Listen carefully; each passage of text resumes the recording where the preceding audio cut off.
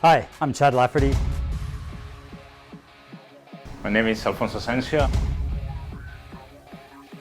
Hi, I'm Harry Hill. And today we are going to be talking about Fight IQ.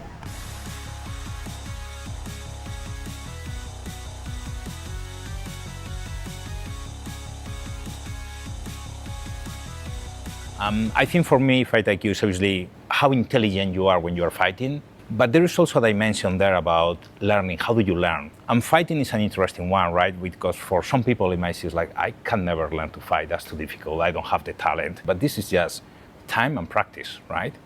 Time, practice, technique, and then flow. So connecting all those three things, technique, practice, and the flow is what is going to improve your learning curve. The normal attack an untrained person will have is a haymaker, right? That's what I would throw if I don't know what I'm doing, right?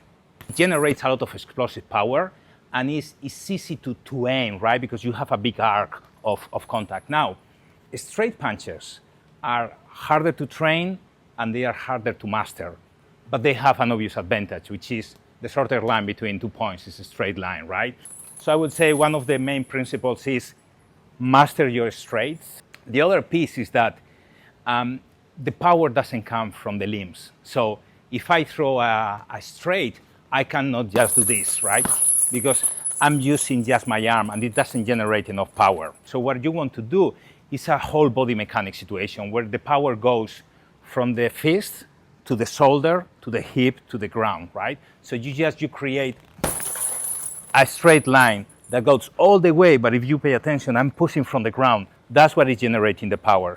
The jab is the same thing. With the jab, you can throw just your arm, but if you apply your hip, it's a very different thing. And the final piece that I would say is something that my good friend Harry loves, is the chambering. When you are flowing, and now we are connecting the two pieces, right? We were talking about the basic technique, but now how do they come together? When you are flowing and you are throwing different strikes, you go from side to side. So you go here, and now I'm chambering here like a spring that is coiled. I go here, and now I'm in here. And then from here I go here, and then I'm ready here. And then I can go here, and I can go here, and I can go here, and I can... Keeping that motion from side to side, when you are always maximizing the explosive power that you have, that will be a fundamental building block for your technique. It will support your learning curve, and it will just get you better at anything you do. I mean, I think one of the important things with Fight IQ is not only deciding how to fight or when to fight, but when not to fight. A lot of times what happens is when we start training, we get so committed to the idea of fighting that we fight even when we shouldn't. In business, I think that happens all the time. A number of years ago when I was running Oakland marketing, when a large company came in and said, we love what you're doing, we want to buy part of your company, and made us an offer like north of $100 million.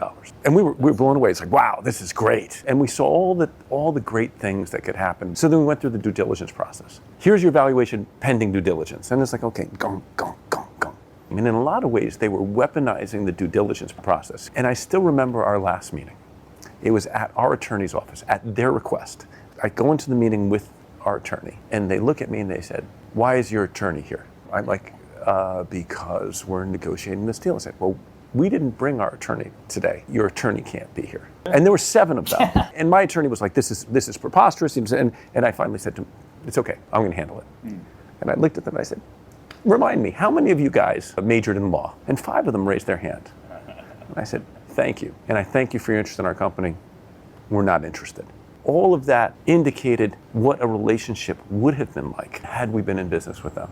It's a great thing, the ability to say no, the ability to like walk away. And it's true in business. Like sometimes you have to say no.